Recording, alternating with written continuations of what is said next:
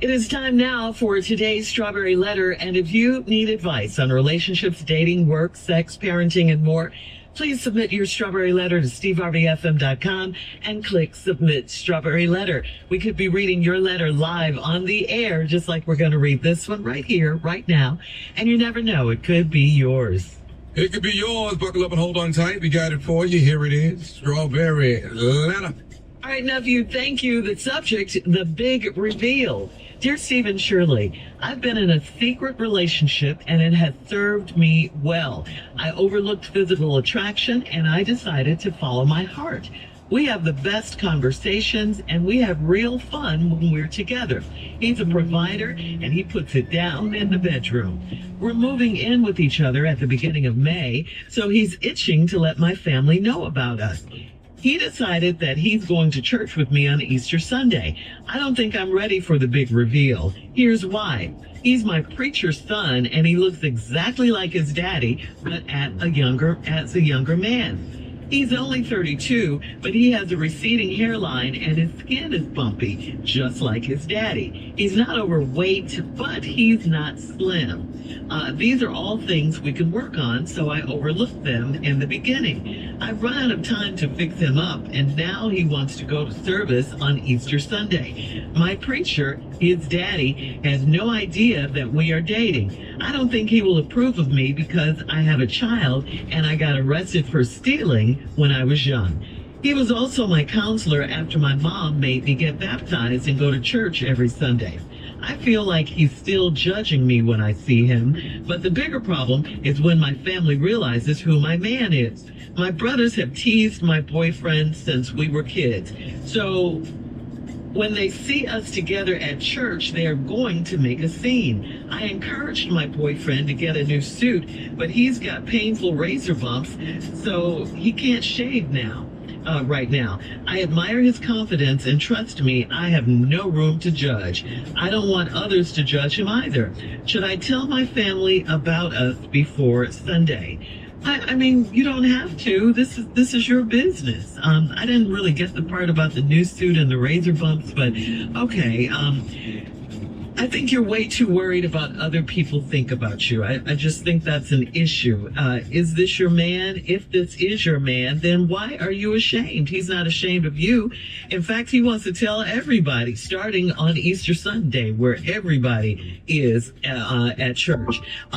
So what if your brothers, what if they have something to say? It shouldn't stop you from being happy. If you like this guy, his dad, the pastor, should mind his business too. What you did happened a long time ago, and obviously you've made big changes since then. I think for you, the best way to handle all this is just show up at church with him, let him know this is what it is, let everybody know this is what it is, whether they like it or not, respectfully. Just be happy, I think, and just work on the stuff you need to work on, like the razor bumps and his weight, if that's an issue, and whatever you have going on, since you said you have no room to judge. I think you should just be with the guy if that's who you like. Steve? Well. Title of this letter is The Big Reveal. Yeah. And yes, it's going to be a big one based on this letter right here. Now, you don't have as big a problem as you think you have. I think you've put more into this. You produce anxiety over this Easter Sunday. Anxiety comes from you concern yourself with the two things that you can't control, your past and your future. Once you have major concerns about either one of those, ta-da, let me introduce you, you are now suffering from anxiety. You are worried about what's going to happen this Sunday when y'all get to church. Well, but how did it come about? Well, I see some things in this letter. You said you're in a secret relationship and it has served me well. So he's feeling the serving you well block. And you got to this secret, wonderful relationship that has served you well because you overlooked some physical attraction. And you followed your heart. So based on this letter, you done fell in love with this half-fat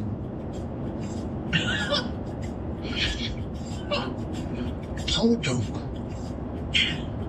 little chunky, chippy face. You done fell in love with an ugly man.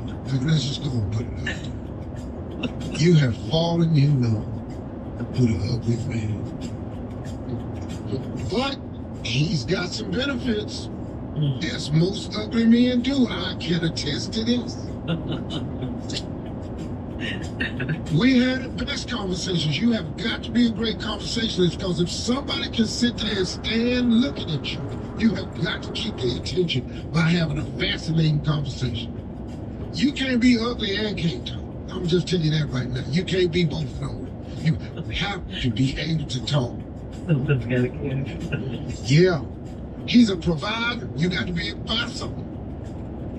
You an ugly man, you can't talk it, you can't buy nothing, you ain't gonna be able to stay in there. And he puts it down in the bedroom. He has no choice. He done bought performance videos, tapes, hookers. He done been out there trying to hone his skill set. Ugly people, you can't just practice all the time. Or, you gotta go get some help. Unless you just want to practice on a bunch of other women. Try that. So that when we get back, I'll tell you what's really going on with you. But I'm full of inside information. Okay. We came to the. I know this approach you with. All right. Well, we will have part 2 of Steve's response as promised. It's 23 minutes and 23 minutes after the hour. Today's Strawberry Letter subject, the big reveal. We'll get back into that right after this. All right, come on, Steve. Let's recap today's Strawberry Letter subject, the big reveal. What you got for us? Well, ladies and gentlemen, the big reveal is this woman is dating a half-fat, ugly man. And she don't want nobody to know, but it's a perfect relationship. Because this relationship has served her well. And because of that, she done overlooked the physical attraction and decided to follow her home. We have the best conversations. I'm gonna tell you something. Ugly men know how to hold your attention, because you gotta be a great conversation, because you're hard to look at. So you gotta be able to talk constantly, steady flow of wonderful words and stuff to keep people in front of you. Because you told them. We have real fun when we're together. He's a provider. He got to be. All his money is spent on keeping you happy and your attention. And he puts it down in the bedroom. You ain't putting it down in the bedroom. He got to. He done brought in all types of people to help him with that. He done had a couple hookers come up, because you know, ugly men, you just can't go do like you want to do. So you gotta elicit some services from somewhere. This is true, Shirley. You don't tell me to stop. And he dating other ugly women, because he ugly. So that's the only way he done got. But he done got good at this bedroom. He can handle anything. Now, he doing it so good, you said we moving in with each other at the beginning of May. So he's itching to let my family know about us. I will come back to that line, because I have an explanation for that. He decided that we're going to go to church with me on Easter Sunday. Everybody will be there. Whoa, everybody. I don't think I'm ready for the big reveal, because I don't want people to know that I'm dating this ugly man. Spending money in the bedroom, getting your little socks twirled around. And why? Because he is my preacher's son, and he looks exactly like his daddy. Oh, now your preacher ugly too. Well, at least the preacher ugly, you know how to sit there and watch an ugly person talk. I told you, ugly people is great conversationalists. You said that. He got a church. You've been sitting there looking at him. But as a younger man, he is only 32, but he has a receding hairline, and his skin is bumpy, just like his daddy. See right there, 32 with a receding hairline. We had that going on this show. Focus, Steve, focus. I am. I'm just trying to tell people. And Junior's a good one. Back to the letter. And his skin is bumpy, just like his daddy. Well, let me go back a little bit in this letter, because you did say, so he is itching to let my family know about us. That's them bumps. As them bumps on his face, that's what that is. That's why he hit you. He's digging on this right time. Well, I can't wait to get up there on Sunday. Hold your chin up in there and start scratching up under your throat. That's what he do the whole time you be talking. Very good. He's handled that very well. He wants to go to service on Easter. My preacher, who's his daddy, has no idea that we are dating. Well, it's gonna be a big reveal. He gonna be shocked that little ugly boy dating anybody. He might handle that pretty good, but I don't think he will approve of me because I had a child and I got arrested for stealing when I was young. Oh, now we see why your selection pool is so low. It ain't the baby, it's the stealing. I can't have you keep coming over every time you leave something else go. That could be why you dating problems. It's why you gotta reduce your selection. You gotta date other people. You gotta have you quit stealing yet? That's the question. Yeah. He was also at my counsel after my mom made me get baptized and go to church every Sunday. I feel like he's still judging me when I see him. But the bigger problem is when my family realizes who this man is. Because my brothers have teased my boyfriend since we was kids. So when they see us together, yo, so you dating Captain Crunch. Oh, I see what's happening. Captain Crunch. Yeah. Oh, hey, what's up, little seal? To beat your bump. But do not pull the hair out your face. This is a big mistake that men make who have ingrown hairs. The ingrown hair is caused when hair comes out of your face and curls back into your skin. And it's easy to curl back in your skin because you don't exfoliate. The more you exfoliate and you remove the layers of dead skin, it can't curl back into your regular skin. Got it. Okay. That's how you keep them off. But you have to pick each hair out of the bone and do not shave it off. I mean, do not pull it out. So once you do that, then you gotta exfoliate for 3-4 days. And then shave, and then the next day exfoliate again. Oh, he's gonna be fine. All right, what's your comments? Yes. On On today's Strawberry Letter and Steve Harvey FM on Instagram and Facebook. Check out the Strawberry Letter podcast on the free iHeartRadio app. Coming up at 46 minutes after the hour, we got Junior and Sports Talk right after this. This is from Terry on Steve Harvey FM.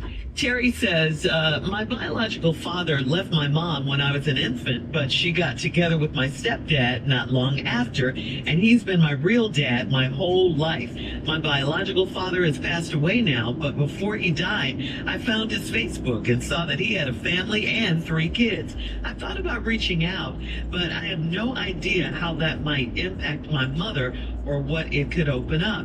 Do I leave things as they are or take the risk of introducing myself and potentially changing both of our lives? Well, man, that's really up to you. How important is that to you? I haven't been in that situation. I have no experience at it, but it's totally up to you. If you would like to meet your siblings, then go on over there and do it. I mean, he died. Yeah, he passed. So maybe people need to know what's happening, you know? They won't be as mad because you ain't trying to get over there and take their daddy time and all like that. You just say, I found y'all on Facebook, man. He was my father. I just wanted to say, hey, man, it's nice to meet y'all. Glad to know I still have some connection to him. So, and that's a cool way to do it. And then if they don't like that, then they buttholes and go on back to your life, man. But his mama gonna like it though. Well, Say This is painful for her. You Of think the mother. the mother. yeah, but you know, you can't have these babies by these men, and then the boy never met his real father, and then he died. He was raised by a man who was his dad. He loves him. He just doesn't take away anything. But you can't tell a grown man how to feel once they grow up. He never had a chance to meet his biological father. So, you know. Because he left his mom when he was a baby. Yeah. All right, moving on. We have time for another one. This is Bailey on Steve Harvey FM. Bailey says, I'm supposed to get married in a few months, but I'm having some serious doubts about my partner. He's a great person in a lot of ways, but he is highly dysfunctional. He struggles with follow through, managing responsibilities, and handling stress. And I feel like I'm carrying a lot of the load for the both of us. I love him, and don't want to walk away, but I'm scared. At what point do I decide to move forward anyway or call things off before it's too late? Wow. Best advice I got about marriage. The only thing that changes with marriage is the appearance of your left hand third finger. Mm-hmm. If you're dealing with these problems now, they only gonna magnify. Y'all ain't even married yet. Right. He don't handle stress well. Mm-mm. He can't Responsibility. He don't like responsibility. Please don't marry this man. Do not. You'll be miserable. Yeah. Girl, cause it ain't even started yet. Right. Exactly. Right. Yeah.